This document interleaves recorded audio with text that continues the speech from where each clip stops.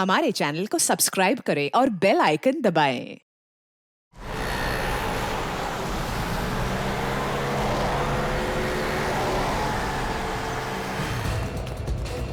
रुक जाओ! रुक जाओ! भाग भाग, पीछे मुड़ के मत दिखना। सीआईडी वालों को अपना मुंह नहीं दिखाना है। जल्दी चलो वरना बुरी तरह से फंस जाएंगे हम। रुक जाओ ना तो गोली चला दूंगा मैं। श्रेया, पकड़ो उन्हें।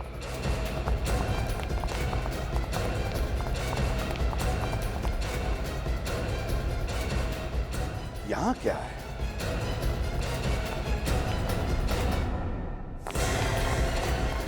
रुक जाओ!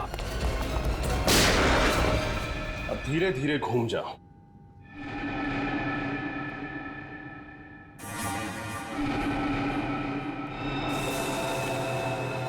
अरे ये तीनों टेबल पर ऐसे क्यों पड़े हैं? खून?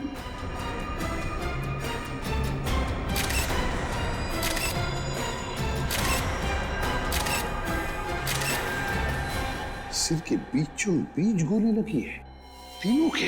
हाँ सर।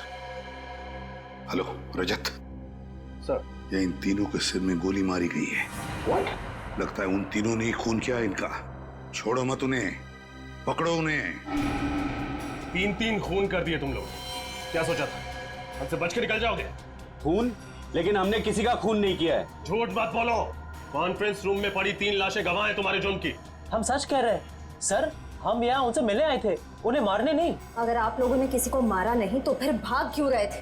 क्योंकि जिस मकसद से हम यहाँ आए थे वो तभी पूरा होगा अगर आप हमें पकड़े नहीं, जाने दें। कैसा मकसद? ये देखिए सर। हाँ।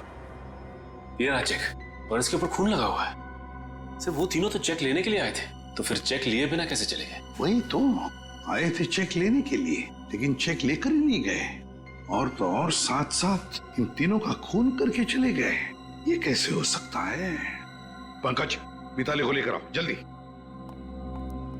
सर उन तीनों को पकड़ के रखा। उन तीनों के नाम है मिंटू हसन, सुखी और मनप्रीत। श्रेया उन्हीं के पास है। लेकिन सर वो बार बार एक ही बात कह रहे हैं कि उन्होंने ये खून नहीं किए। मिंटू हसन, सुखी और मनप्रीत कह रहे खून नहीं किया। रजत, डॉक्टर तारिका को बुलवा लेते हैं और उससे इन तीनों की गन पाउडर टेस्ट करवाते हैं। पता चल जाएगा कितना सच बोल रहे कितना झूठ। सारे कमरे की अच्छी तरह से तलाशी लेते हैं, कुछ ना कुछ तो जरूर मिलेगा। चेक करो।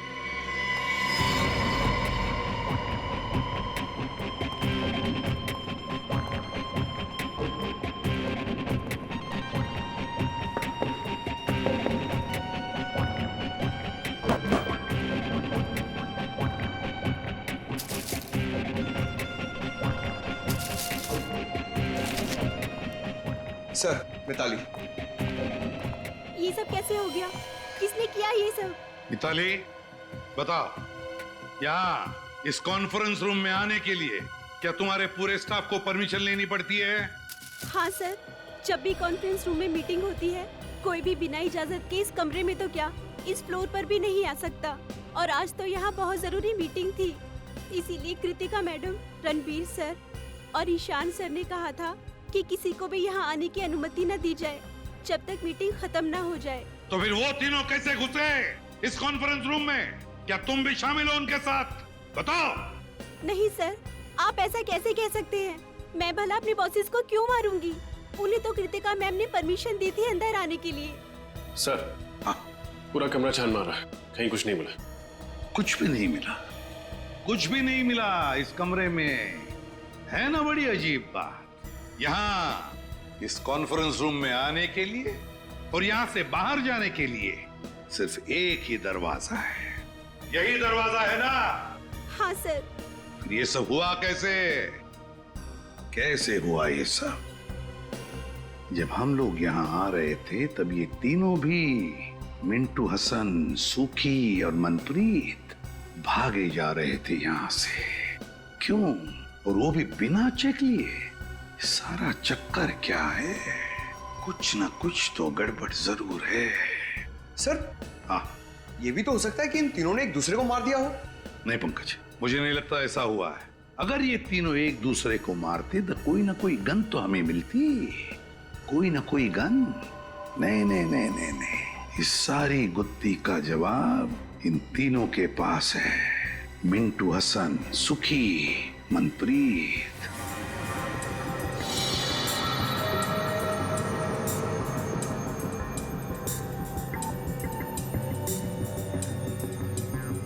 ये लोग सच कह रहे हैं सर, इनमें से किसी ने भी गोली नहीं चलाई। किसी के हाथ पर गन पाउडर का निशान नहीं। नहीं सर। अब तो यकीन हो गया ना आप लोगों को कि हम शरीफ लोग हैं, क्रिमिनल नहीं। शरीफ लोग मिंटू हसन, सुखी, मनप्रीत, शरीफ लोग इसलिए भाग रहे थे हमसे। दरअसल हमें यहाँ आर्यन और शिमोना ने भेजा था 1.5 करोड़ का चेक लेने, लेकिन इससे पहले कि हम तीनों को मिल पाते गोलियां चल गई और हम लोगों को लगा कि पतली गली से कट लेने में ही समझदारी है। पतली गली से कट लेने में ही समझदारी है। अगर तुम लोग शरीफ होते तो या तो खूनी को पकड़ने की कोशिश करते या फिर सीआईडी को बुलाते। नहीं कर सकते थे हम ऐसा, क्योंकि हमारी शराफत हमें हमारी मंजिल से भटका देती। मंजिल? जरा हमें भी तो बताओ, क्या मंजिल है तुम्हारी? है? एक मुजरिम। मुजरिम? कौन मुजरिम? मुजरिम नहीं, कैंसर है वो, कैंसर। एक ऐसा कैंसर जो समाज के जड़ों को खोखला कर देना चाहता है, और उस कैंसर से देश को बचाने के लिए हमें भी मुजरिम बनना पड़ा। पर हम सिर्फ छोटे मोटे जुर्म करते हैं, शरीफों को नुकसान नहीं पहुंचाते। हम तो बस इतना चाहते हैं कि हमारे गुनाहों से प्रभावित होके वो हमें अपनी दुनिया में एंट्री दे दे। इसीलिए भाग रहे थे तुम हमसे? पकड़े नहीं जाना चाहते थे, क्योंकि अगर पकड़े जाते तो उनके गैंग में घुस नहीं पाते, है ना? जी हाँ, क्योंकि अपने सारे काले धंधे सफेद चादर की आड़ में करता है, और जुर्म के दुनिया के कीचड़ की एक बूंद भी उसके पाप के महल को धाराशाही कर सकती है। इसीलिए हम नहीं चाहते थे कि हम आपके साथ पकड़े जाएं। लेकिन आप लोगों ने पकड़ ही लिया। ये शिमोना और आर्यन, इनका क्या संबंध है इस बात से? वो दोनों उसी के लिए तो काम करते हैं, और हम तो उन्हें बस सीढ़ी की तरह इस्तेमाल कर रहे थे ताकि उन तक पहुंच सके। मतलब शिमोना और आर्यन ने मिलवाया तुम्हें इस रणवीर, ईशान और कृतिका? जी हाँ, कल दोपहर आर्यन और शिमोना की नकली आर्ट एग्जीबिशन में। आर्यन और शिमोना दिख रहे हैं कहीं? वो रहे, शिमोना लाल सलवार में और आर्यन ब्लैक कोट में। अपने हुनर का गलत फायदा कैसे उठाया जाता है, कोई इनसे सीखे।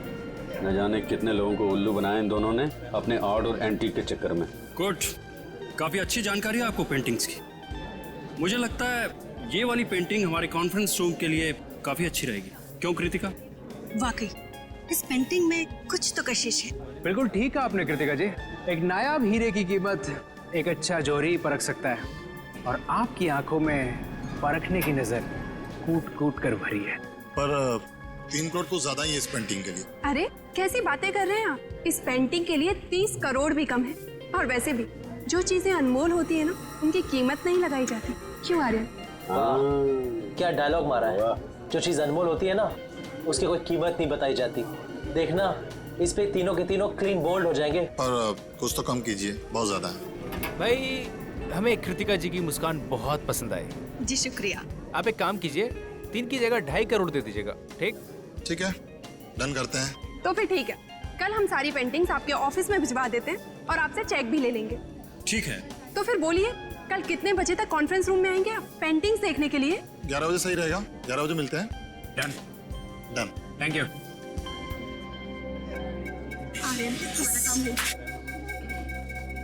वैसे बहुत अच्छा फ्लर्ट कर रहे थे आप कृतिका जी के साथ। क्यों, तुमको बहुत जलन हो रही है क्या? कहो तो थोड़ा सा फ्लर्ट तुम्हारे साथ भी कर लो। भाई थोड़ी फ्लर्टिंग मेरे साथ भी कर लो मिस्टर आर्यन। आर्यन? नहीं, आर्यन नहीं, मेरा नाम केतन है। और मेरा नाम नटवरलाल। और ये सिमोना नहीं, मोना डार्लिंग। हाँ? लेकिन आप लोगों को ये कैसे पता चला? और हमें ये भी पता है कि कैसे तुम 200-500 रुपए की घटिया पेंटिंग्स को लाखों करोड़ों में बेचकर मासूम लोगों को चूना लगाते हो। Good job. कृतिका जी का दिल टूट जाएगा जब उन्हें पता चलेगा कि ये पेंटिंग नकली है, और वो जो आप उनकी मुस्कान की तारीफ कर रहे थे वो भी नकली है। समझे? कितना पैसा चाहिए तुम लोगों को? बड़े समझदार हो, जल्दी मुद्दे पे आ गया। हाँ, एक ठग को दूसरे ठग को समझने में ज्यादा वक्त नहीं लगता। हमें तुम्हारा पैसा नहीं चाहिए, हमें उस आदमी का पता चाहिए जिसके लिए तुम काम कर रहे हो। लेकिन क्यों? आप लोग हमारे बॉस तक क्यों जाना चाहते हैं? ये सोचना तुम्हारा काम नहीं है। अगर तुम चाहते हो कि तुम्हारी 420 की गाड़ी सही सलामत चलती रहे, तो जैसे कह रहे हैं वैसा ही करो। ठीक है, लेकिन आप लोगों को हमें ये गारंटी देनी पड़ेगी कि हम दोनों का धंधा चौपट नहीं होगा। दे सकते हैं? नहीं होगा। बस अब बताओ कैसे पहुंचेंगे उस तक?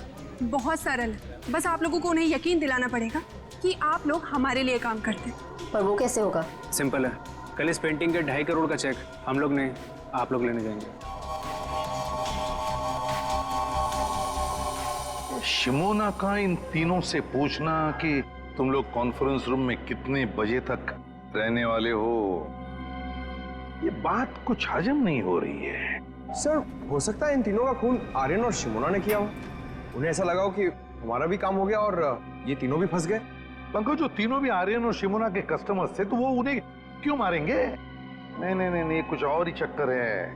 अच्छा एक बात बताओ, तुम लोगों को कुछ याद आता है? कोई ऐसी खास बात जो हमें बताना भूल गए हो तुम? एसीपी सर, एक फोन तो आया था आर्यन को? नहीं, रणवीर को। और वो बहुत गुस्से में बात कर रहा था फोन पे। नहीं, क्या बात कर रहा था वो? Excuse me. हेलो, क्या ऐसे कैसे खराब हो गया? उसे जल्दी से ठीक करवाओ। कल सुबह 11 बजे मेरी एक बहुत जरूरी मीटिंग है, उससे पहले ये काम हो जाना चाहिए, समझे?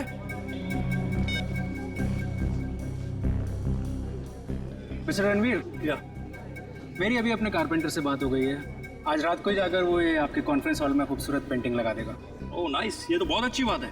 इसका मतलब कल सुबह जब हम ऑफिस पहुंचेंगे तो ये पेंटिंग दीवार पर लगी होगी। बिल्कुल। गुड। और हमारी जगह चेक लेने के लिए ये तीनों आएंगे। ओह, कौन है ये तीनों? ये तीनों भी हमारे साथ ही काम करते हैं। और जैसे ही हम यहाँ पहुंचे गोलियां चलने लगी। उसके बाद क्या हुआ आपको तो पता ही है। कुछ ना कुछ तो गड़बड़ जरूर है, कुछ ना कुछ तो गड़बड़ जरूर है, वरना इस आर्यन ने रात को फोन करके तुरंत पेंटिंग्स क्यों लगवा ली कॉन्फ्रेंस रूम में? कुछ ना कुछ तो गड़बड़ जरूर है। क्या तुम लोगों ने इन दोनों को देखा था बिल्डिंग में? नहीं, वो दोनों तो यहाँ कहीं नजर नहीं आए। कहीं भी दिखाई नहीं दिए। तो फिर ये खून किया किसने? ये खून किया किसने? किसने किया ये खून? आसान के पता चला गोलियां कैसे चली? हाँ पता तो चला है कुछ, शायद मदद मिल जाए। तो बता दे। वैसे कृतिका, ईशान और रणवीर ऐसे ही बैठे थे ना कॉन्फ्रेंस रूम में? बिल्कुल ऐसे ही बैठे थे और तीनों के सिर के बीचों बीच गोली लगी है।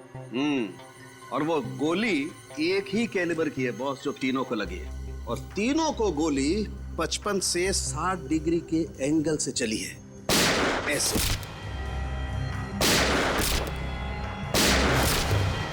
यो मतलब गोलियां ऊपर से नीचे चली है। सर फिर तो खूनी को भी ऐसे ही किसी ऊंची चीज पर चढ़ना पड़ा होगा। तो क्या सर खूनी ने इन सब पर कॉन्फ्रेंस रूम की टेबल पे चढ़ के गोलियां चलाई होंगी? नहीं निखिल, कॉन्फ्रेंस रूम की टेबल पर चढ़कर कैसे गोलियां चलाएगा?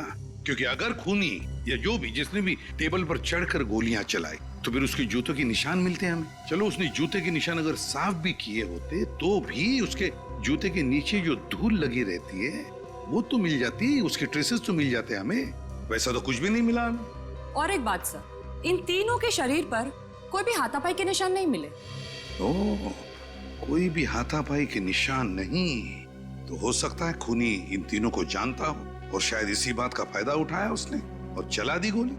सड़के उस चेक के ऊपर जो खून मिला था वो किसका था? बस वो खून रणवीर का है। रणवीर का है? लेकिन सर इन तीनों को मारकर किसी को क्या फायदा हो सकता है? इन तीनों को मारकर किसी का क्या फायदा हो सकता है ये तो हम पता लगा ही लेंगे श्रेया। लेकिन पहले उस कॉन्फ्रेंस रूम में फिर से जाना होगा, फिर से देखना होगा कि गोली चली कैसे। ऊपर से कुछ ना कुछ तो है उस कॉन्फ्रेंस रूम में जो हमारी नजरों से छूटा है। इस कॉन्फ्रेंस रूम में जाकर फिर से अच्छी तरह से देखते हैं, अच्छी तरह से। तो तुम हो विशाल, इस कंपनी के चौथे और सबसे बड़े हिस्सेदार। जी सर। इन तीनों की मौत के बाद तो तुम कंपनी के मालिक बन गए हैं? जी सही कहा आपने। मुबारक। मिठाइयाँ लाए हो ना? मिठाई? सर मेरे पार्टनरों के साथ इतना बड़ा दुखद हादसा हुआ है और आप मिठाई खाना चाहते हैं? अब करोड़ों रुपए जो मिल गए तुम्हें और फिर कंपनी पूरी की पूरी तुम्हारी हो गई? नहीं सर ये क्या कह रहे हैं आप? सर पैसा तो हाथ का मैल है, पर इंसान की जिंदगी पैसे से कहीं ज्यादा अनमोल है। इसी हाथ के मैल ने अच्छे अच्छे लोगों की नीयत को गंदा किया है मिस्टर विशाल। आज सुबह 11 बजे जब इन तीनों को गोली लगी, आप कहाँ थे? जी मेरे दांत में बहुत दर्द हो रहा था तो मैं डेंटिस्ट के पास गया। आप चाहें तो डेंटिस्ट से कंफर्म कर सकते हैं। नहीं नहीं, उसकी कोई जरूरत नहीं है। वैसे ये आपके दांत का दर्द ठीक है अभी? अभी ठीक है। दांत का दर्द बहुत खराब होता है सर। मेरा डॉक्टर कहता है कि दिन में 2 बार ब्रश करना चाहिए, एक बार सोने के बाद और एक बार उठने से पहले। मेरे दांत देखो।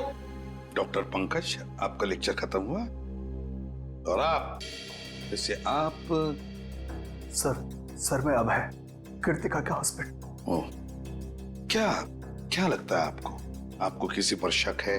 कौन कर सकता है ये? नहीं सर, मुझे किसी पे शक नहीं है, पर सर जिस किसी ने भी किया ना उसे आप छोड़िएगा मत प्लीज सर। पता नहीं हो कृतिका के बिना मेरी जिंदगी कैसे कटेगी। मिस्टर अभय, हौसला रखिए, वक्त के साथ सब कुछ ठीक हो जाएगा। मुझे तो लगता है कि रणबीर सर की जान पहले से ही खतरे में थी। अच्छा, आपको ऐसा क्यों लगता है? सर, रणबीर सर ने शशांक और केदार के खिलाफ पुलिस में कंप्लेन की थी। वो दोनों कंपनी हथियाना चाहते थे और रणबीर सर कुछ दिनों से काफी अजीब सा बिहेव करते थे। ना हंसते थे, ना बोलते थे, हमेशा अकेले रहते थे। जहाँ भी जाते थे ड्राइवर को भी साथ लेकर नहीं जाते थे। जहाँ भी जाते थे अकेले जाते थे, अपने ड्राइवर को भी साथ में नहीं लेके जाता था। सर, सालुंके सर कह रहे थे ना कि गोली 55 से 60 डिग्री के एंगल में चली। गोली कहीं ऊंचाई से चलाई गई। लेकिन सर, इस सारी जगह को देख के तो नहीं लगता कि गोली ऊंचाई से चली। सर, मेरी समझ में एक बात नहीं आ रही है। अगर कोई किसी को गोली मारेगा तो खड़े खड़े सामने ऐसे मारेगा, टेबल पे चढ़ के गोली क्यों मारेगा सर? सर कहीं ऐसा तो नहीं कि गोलियां किसी चीज के अंदर से चली थी? हो सकता है, बिल्कुल हो सकता है श्रेया, बिल्कुल हो सकता है। इस कॉन्फ्रेंस रूम का कोना कोना छान मारो, एक एक इंच देखो, कोई भी चीज हमारी नजरों से छूटनी नहीं चाहिए, कोई भी चीज।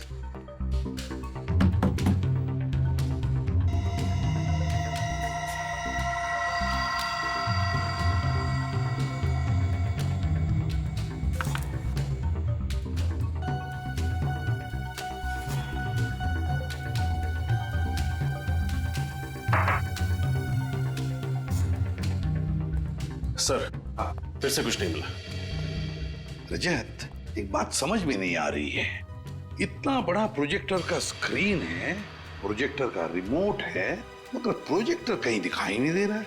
क्योंकि सर प्रोजेक्टर सीलिंग के अंदर लगा हुआ है। प्रोजेक्टर सीलिंग के अंदर लगा हुआ है? अच्छा, तो क्या हम उसे नीचे उतार सकते हैं? जी सर। कैसे? सर वो जो रिमोट में ऊपर वाला बटन है उसको दबाएंगे आप तो ये प्रोजेक्टर नीचे आ जाएगा।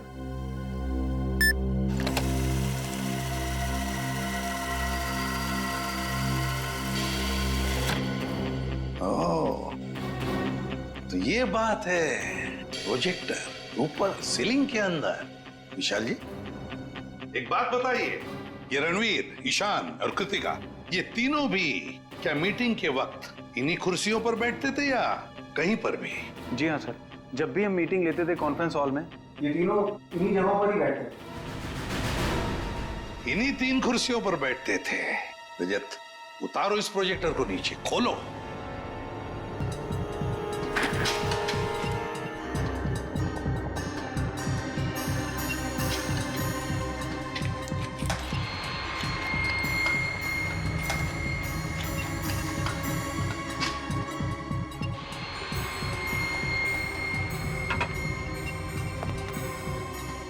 खोलो इसे पंकज।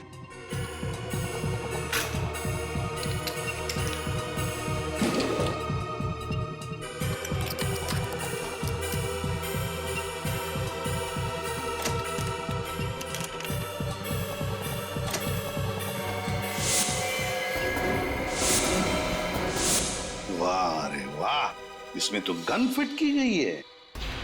प्रोजेक्टर के अंदर गन लगा के रखी है। मतलब खूनी जानता था कि ये तीनों सब इन्हीं कुर्सियों पर बैठते थे। जैसे इन कुर्सियों पर बैठे, प्रोजेक्टर के गन में से गोलियां चली और काम खत्म। हाँ सर, ये तीनों बेचारे कहाँ जानते थे कि प्रोजेक्टर के नीचे आते ही और गोलियां चलेंगी और तीनों मारे जाएंगे। मगर सर, प्रोजेक्टर में गन फिट की किसने? गन फिट की किसने? सर, मिंटू हसन कह रहे थे ना कि उन्होंने रणवीर को फोन पर किसी से बात करते हुए सुना था और रणवीर कह रहा था कि आज ही ठीक हो जाना चाहिए। उसे जल्दी से ठीक करवाओ। कल सुबह 11 बजे मेरी एक बहुत जरूरी मीटिंग है, उससे पहले ये काम हो जाना चाहिए, समझे? कहीं रणवीर इस प्रोजेक्टर की बात तो नहीं कर रहा था? हाँ, हो सकता है। मिताली, क्या मीटिंग से पहले किसी ने इस प्रोजेक्टर को हाथ लगाया था? कोई रिपेयर करने आया था? सर, कल रात को आर्यन और शिमोना आए थे ये पेंटिंग लगाने के लिए। उसी दौरान एक इंजीनियर भी आया था प्रोजेक्टर ठीक करने के लिए। उस वक्त आप यहाँ थी? नहीं सर, मैं नहीं थी। रात हो गई थी तो मैं घर चली गई थी। मुझे वॉचमैन ने बताया। कौन था ये इंजीनियर? पता नहीं सर, कोई नया इंजीनियर था। वॉचमैन कह रहा था कि पहली बार देखा है। उस इंजीनियर ने अपना नाम, पता, नंबर तो दिया होगा? नहीं सर। कोई नया इंजीनियर जिसका नाम नहीं, पता नहीं, नंबर नहीं। वाह रे वाह, बहुत बड़ी प्लानिंग की इस खूनी ने। पहले इसने प्रोजेक्टर को बिगाड़ दिया, फिर अपने आदमी को बुला लिया इसे रिपेयर करने के लिए, इस नए इंजीनियर को, और उसके जरिए उसने ये गन फिट कर दी इस प्रोजेक्टर में। मगर ये इंजीनियर उसी वक्त आया था जिस वक्त आर्यन और शिमोना ये पेंटिंग लगाने आए थे। ओह,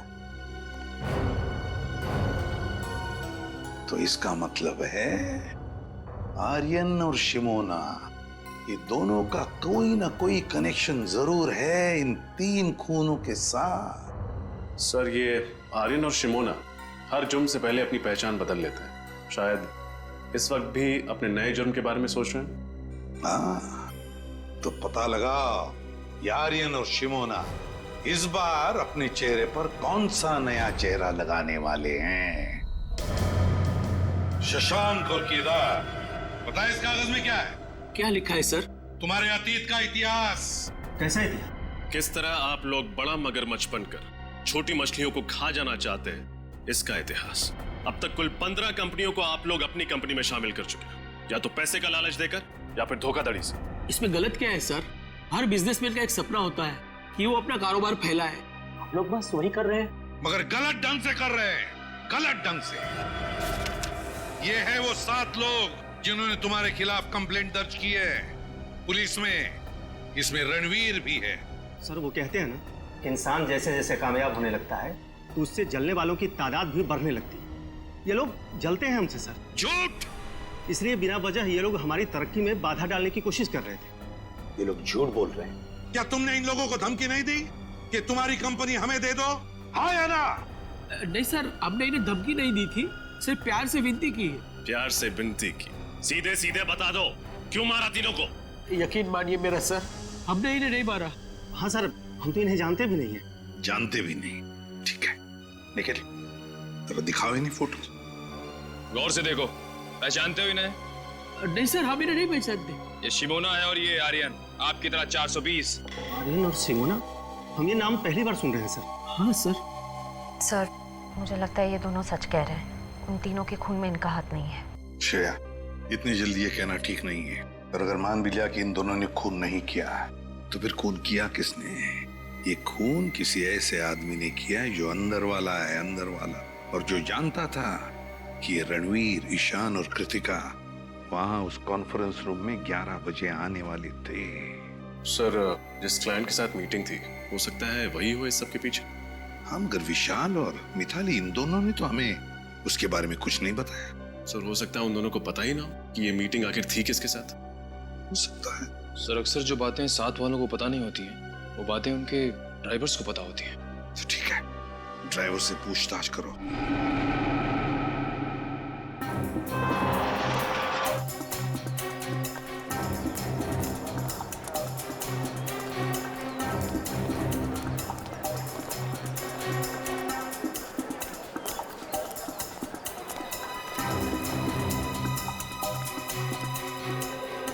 एक्सक्यूज मी, मैं सीआईडी से इंस्पेक्टर सचिन।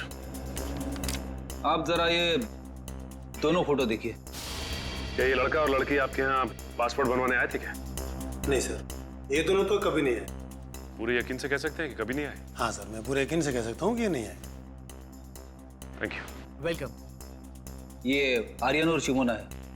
क्या ये दोनों आपके बैंक में नया अकाउंट खुलवाने आए थे? आर्यन और शिमोना, एक मिनट सर।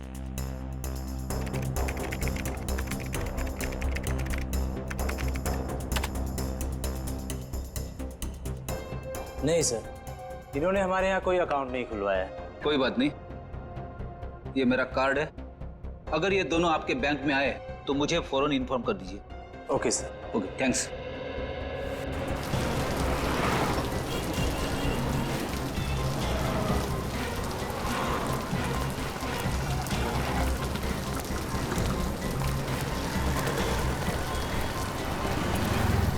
सर, कहीं हमारी तहकीकात की राह गलत तो नहीं है? शायद इस बार आर्यन और शिमोना ने कोई नया अकाउंट खुलवाया ना हो। नहीं फ्रेडी, ऐसा नहीं हो सकता। आर्यन और शिमोना का जुर्म एक गणित की गिनती की तरह है। जिस तरह से 3 से पहले 2 का आना तय है, उसी तरह शिमोना और आर्यन का बैंक अकाउंट खुलवाना तय है। एक काम करते हैं, आगे के बैंक चेक करते हैं। चलो। मैनेजर साहब। जी कहिए। हम लोग सीआईडी से। सीआईडी? जी हाँ, सीआईडी। जरा इन फोटो को गौर से देखिए। ये आर्यन और शिमोना, क्या ये आपके बैंक में अकाउंट खुलवाने आए थे? ये दोनों? हाँ, ये दोनों हमारे अकाउंट खुलवाने आए थे, लेकिन आपको कोई गलतफहमी हो रही है। इनका नाम आर्यन और शिमोना नहीं, रवि और सपना है। क्या? रवि और सपना? जी हाँ। ये दोनों 420 इतने धड़ल्ले से अपने नाम बदल रहे जैसे हर शुक्रवार को सिनेमा हॉल में फिल्म बदलती रहती है। अच्छा, ये उनकी डिटेल्स देख सकते हैं? जी, एक मिनट। हाँ वीरेंद्र, उस फाइल में से रवि और सपना की डिटेल्स लेकर आना। हाँ।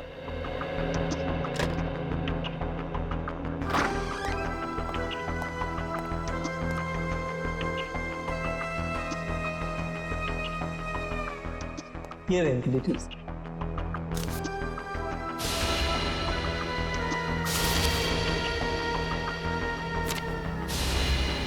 सारे जरूरी कागजात और डॉक्यूमेंट्स वगैरह दिख रहे हैं।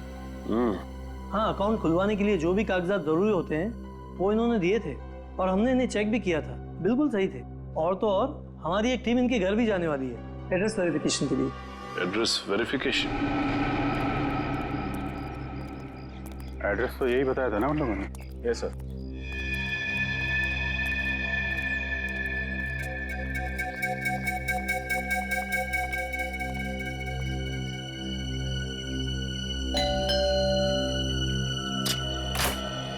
मिस्टर रवि। जी बोलिए। हम लोग एएसडीसी बैंक से आए हैं आपके घर का वेरिफिकेशन करने। आपने नया खाता खोलने के लिए एप्लीकेशन दिया है ना? हाँ, आइए। आइए।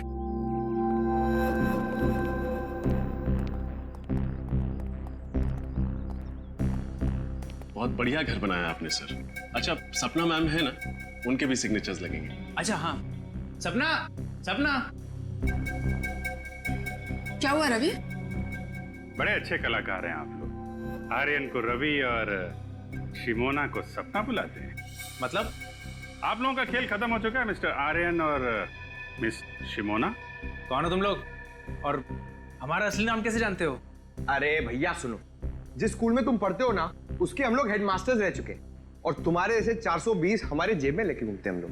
देखो देखो, मुझसे पंगा मत लो, बहुत खतरनाक आदमी हूं मैं। सीआईडी से खतरनाक तो नहीं हो सकते ना? सीआईडी? अरे कहाँ जा रहे?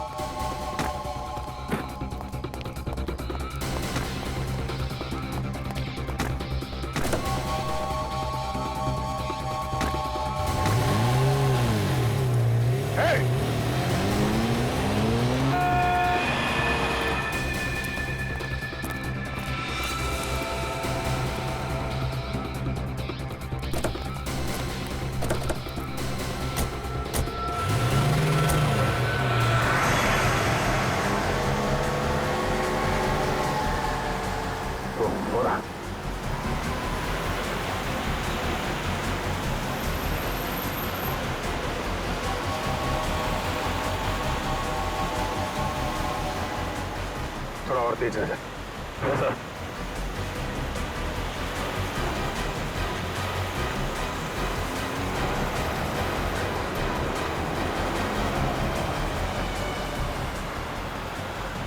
ओवरटेक कर।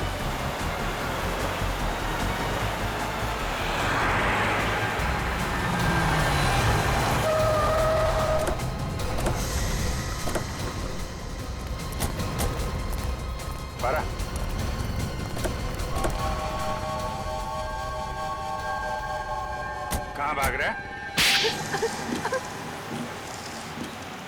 क्यों किया ये सब? हाँ, ये सच है कि पेंटिंग के बहाने ही हम लोगों ने प्रोजेक्टर में गन फिट करी थी। 2.5 करोड़ रुपए तो तुम लोगों को वैसे ही मिलने वाले थे, फिर 3 खून करने की क्या जरूरत थी? क्योंकि अगर हम उनका खून नहीं करते तो वो हमारा खून कर देते। वो कौन? सर वो पिछले महीने हमने एक आदमी को चूना लगाने की कोशिश करी जो हमारे जाल में फंसा ही नहीं। हाँ, तो मैं कैसे यकीन कर लूं कि जो जेवरात आप हमें बेचना चाहते हैं वो सब असली हैं और राजा महाराजाओं के वक्त के हैं? अगर आपको हमारे ऊपर यकीन नहीं तो ये रहा उसका प्रमाण पत्र। ये मिस्टर अभिमन्यु, उस राजघराने के वारिस, उनका नाम और नंबर इसी में। और वैसे भी अगर आपके बॉस को हम पर यकीन नहीं होता तो नीलामी में 5 करोड़ रुपए की बोली क्यों लगाते? ठीक है, बिना भरोसे के कोई भी सौदा पक्का नहीं हो सकता है। ये लीजिए अपनी रकम।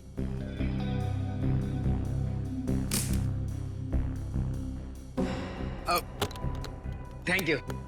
शुक्रिया। Thank you. हेलो, क्या? अरे पकड़ो इन्हें! अरे सब नकली है! अरे जेवरात नकली है, पकड़ो!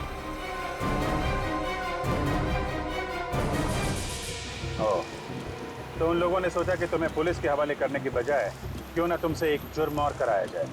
सर, हम तो खून करने के बारे में सोच भी नहीं सकते। हम लोगों से पैसे ले, उनकी चाहने नहीं लेते। खून करने से इतना ही परहेज था तो क्यों साथ दिया उन लोगों का? सीआईडी के पास आना चाहिए था तुम लोगों को। कहाँ पकड़े गए थे तुम दोनों? सर वो होटल रिज में। Hotel ridge? Excuse me. आइए सर, आप डिलक्स रूम एसी लेंगे या नॉन एसी सर? सीआईडी, क्या बात है सर? सब ठीक तो है ना? ठीक तो कुछ भी नहीं है। इन तीनों को जानते हो? नहीं तो सर। नहीं पहचानते? मैं नहीं पहचानता सर। बुला अपने मैनेजर को। अरे वो रहे। मैनेजर साहब, जल्दी आइए, सीआईडी वाले आए हैं। क्या हुआ सर? इन फोटोज को जरा ध्यान से देखिए। ये रणवीर, ये आर्यन और ये शिमोन। जरा डिटेल चेक करके बताइए, क्या ये आपके होटल में आए थे? ठीक है सर। नहीं सर, ये नाम के लोग तो हमारे होटल में कभी नहीं आए। शायद नाम बदल कर रह रहे हो। सर नाम बदल के आए होंगे तो पता नहीं, लेकिन पहले इन्हें इस होटल में आते हुए कभी नहीं देखा सर, जहाँ तक मेरा ख्याल है। जहाँ तक आपका ख्याल है? हेलो, हाँ जरा अंदर आना था।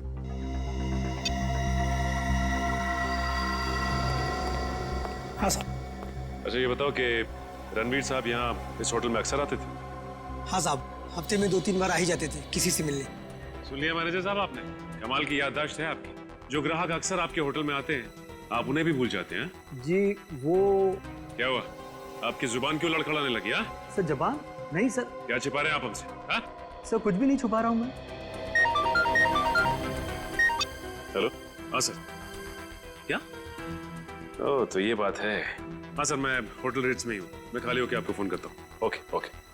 क्या हुआ? शिमोना और आर्यन ने अपना गुनाह कबूल कर लिया है। 10 दिन पहले इसी होटल में एक ज्वेलरी एग्जीबिशन हुआ था जिसमें फिर से उन लोगों ने एक बार किसी को बेवकूफ बनाने की कोशिश की, लेकिन नाकामयाब रहे।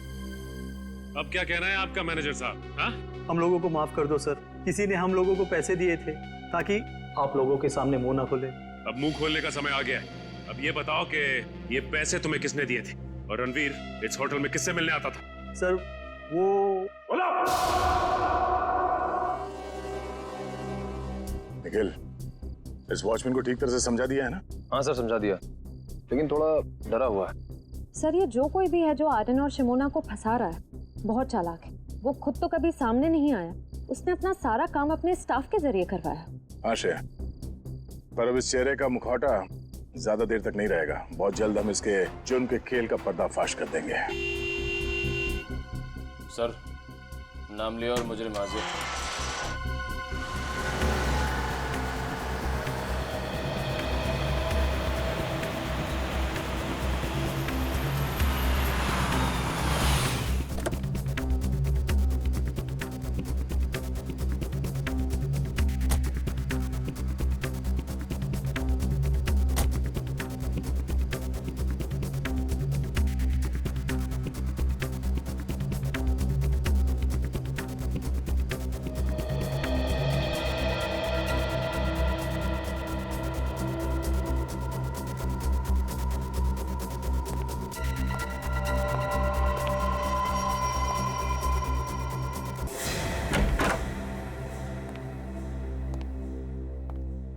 ये घर की सारी लाइटें ऑन क्यों हैं?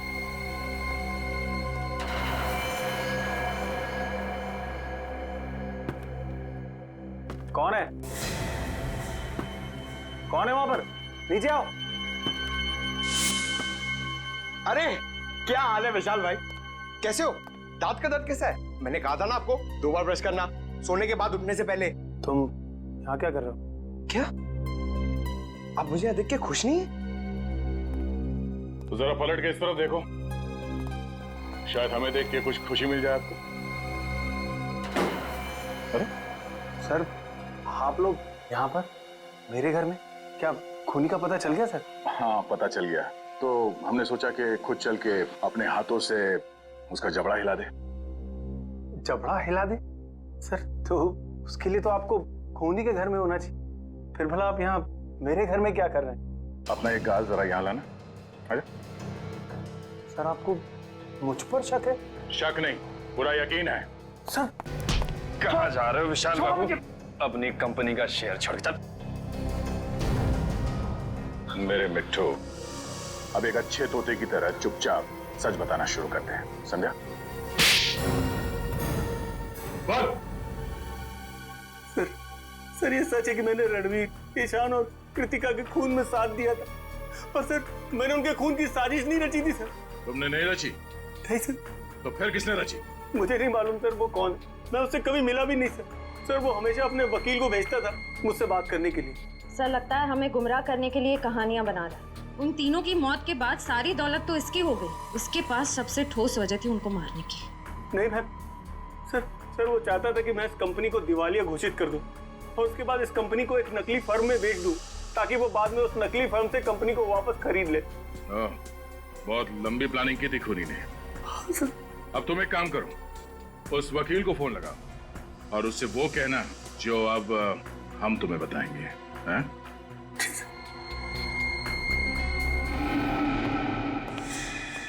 विशाल, आखिर कौन सी ऐसी जरूरी बात थी जो तुम इस अनजान जगह पे कर रहे हो? अगर तुम चाहते तो ये बात ऑफिस में भी हो सकती थी।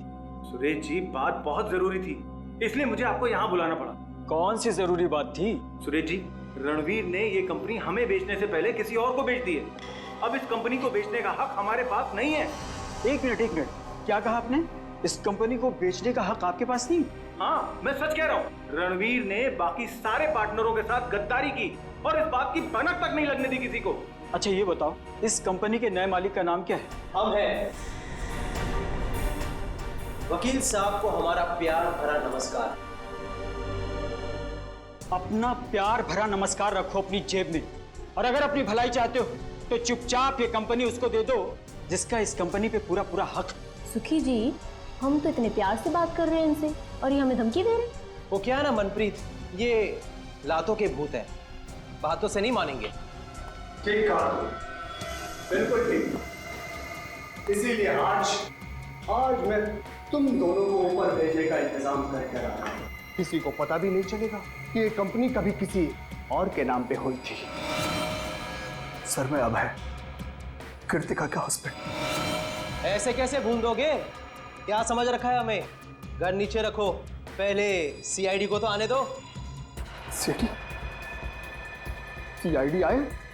पहले मैं तुम्हें मार देता हूं। चुप! कहानी तो अब तुम्हारी खत्म होगी, फांसी के फंदे पर। कहाँ भाग रहे हो अभय बाबू? अभी तो तुम्हें अपने जुर्म कबूल करना बाकी है।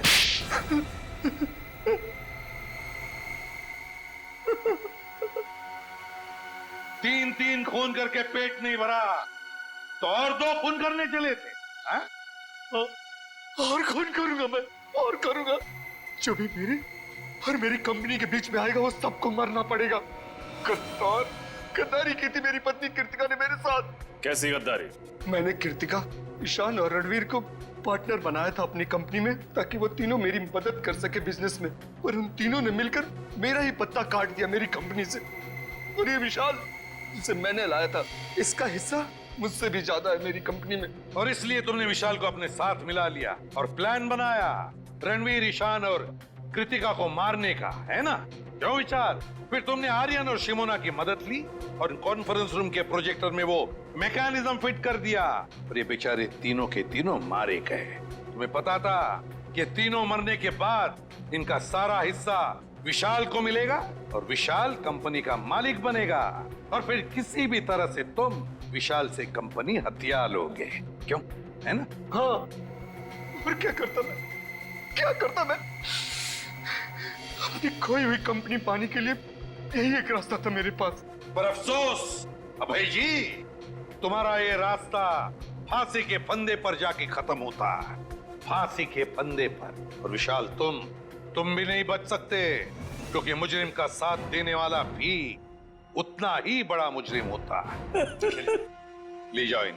चलो सर मुझे माफ कर दीजिए सर, सर मुझे माफ कर दीजिए सर, चलो सर मेरे कुछ नहीं है सर, मुझे माफ कर दीजिए। केस तो सॉल्व हो गया। हाँ रजत, ये केस तो सॉल्व हो गया, मगर वो तीनों कहाँ हैं? मिंटू, हसन, सुखी, मनप्रीत, उन तीनों ने भी बहुत मदद की हमारे इस केस में। पता नहीं कहाँ है सर, उनकी कोई खबर ही नहीं। अच्छे बच्चे बता रहे थे मंजिल के बहुत करीब पहुंचने वाले हैं। 26 तारीख बजाते रहो अच्छे बच्चे, तो 26 तारीख को बजाते रहो। मिंटू, हसन, सुखी और मनप्रीत, बजाते रहो। For more updates, subscribe to our channel, click the show links and enjoy watching the videos.